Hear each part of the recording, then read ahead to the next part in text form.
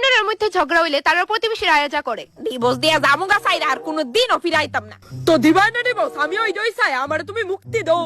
শীঘ্রই দিমু, তোমার লগে সংসার করার ইন্টারেস্ট আমার আর নাই। ওমা কি ব্যাপার, তোমরা দুজন ঝগড়াগাড়ি করতেছো?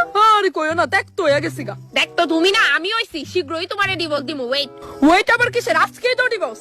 একবারও তোমরা নিজের ছেলেমেয়ের কথা ভাবছো না? না, এটার মধ্যে তারারই বা কি দোষ? আরে আমি দাঁড়াও, আমি যতটুকু জানি তোমরা দুজনে লাভ ম্যারেজ করছো, তাহলে বিয়ের আগে তোমরা যথেষ্ট সময় পাইছো একে অপরের চিনার। তা সত্ত্বেও ব্যাপারটা আজকে ডিভোর্স পর্যন্ত করাইতেছে। তোমরা কি একবারও ভাবছো তোমরা দুজনের এই ঝগড়ার মধ্যে তোমরা সেই নির্দোষ সন্তানরা কি বা হই? আমারই দোষ আছিল, প্লিজ তুমি আমারে ক্ষমা করে দাও, আমি জীবনও ঝগড়া করতাম না। না না, তোমার কোনো দোষ নাই, সব আমারই দোষ, আমারে তুমি ক্ষমা করো। আর আমার বাড়ির ঝগড়া লাগলে লে আমার পাড়ার আন্টি। এত টাকা তুমি কই খরচ করো? হ্যাঁ, আমার ফার্স্ট মনে আছে 1 সপ্তাহ আগে আমি তোমার পুরো 10 টাকা দিছিলাম। টেহা দিত আমি আমার বাপের বাড়ি ফাড়াই, বুঝছো না? হয় মনে লাগতাছে। কি তা কইছো তুমি? ঠিক কইছি। লতিকার বাপ দাদা, দাদার বাপ লতিকা, আপনারা দুইজন ঝগড়া করতেছেন কি লিগা? আরে আর কিতা কইতাম। দেখেন এভাবে ঝগড়া করাটা কিন্তু একদমই ঠিক না। আপনারা দুজনে এনে শান্ত হইয়া বইয়া ডিভোর্সের ডিসিশনটা লন।